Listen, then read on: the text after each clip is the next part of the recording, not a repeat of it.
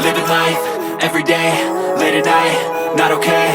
All I want, and I pray, all I need are some better days. Fuck me, I'm looking in the mirror, so foggy, but I've never seen clearer. I don't really think anyone can save me, and honestly I'm not really sure I want saving. I like to be my own.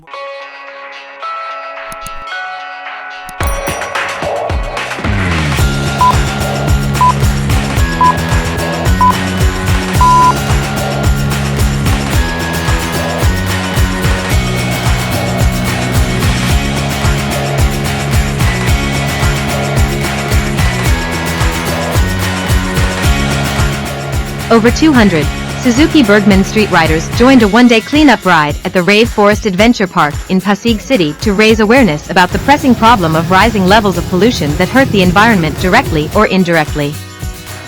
The Suzuki Clean Up Ride is part of the Suzuki Helps, Aids and Rebuilds, Share program and was participated by Suzuki Burgman Street Elite Riders Club PH's different chapters from Pasig, South Caloocan, Malabon, Quezon City, Laguna, Rizal, and Cavite, as well as members of the press and the motovlogging community.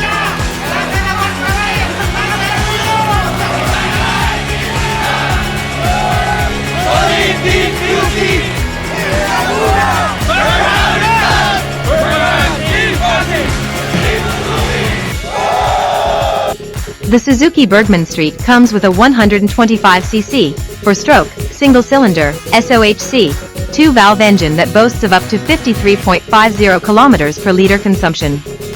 It has sufficient power for daily city rides, and its smooth CVT automatic makes riding effortless that it requires only a simple twist of the wrist to operate. Burgman Street also churns out 8.58 horsepower and 10.2 Newton-meters of torque. The air-cooled and fuel-injected engine is efficient and straightforward enough for daily tasks around the city, while remaining smooth and easy to operate. All of these at 78,900 pesos only. Una, the acceleration is phenomenal. I'd say it's the best acceleration in its category.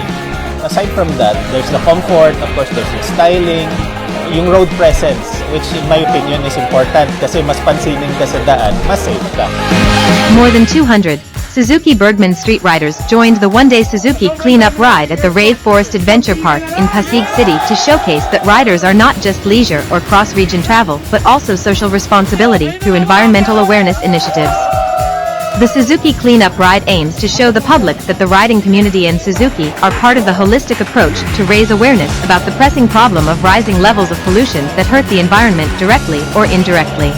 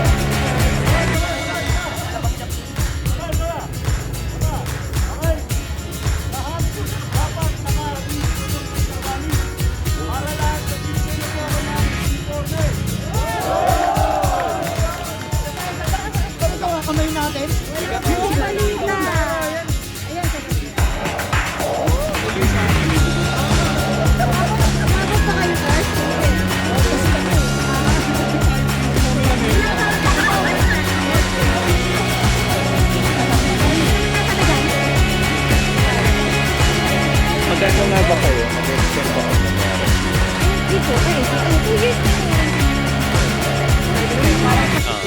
Tapos 1 year fee, di ba? Pasig! Ngayon, ito po. Yung sinasabi ko sa inyo, 50-50-50, tatanggalin na natin yun. Sobrang dami natin yeso.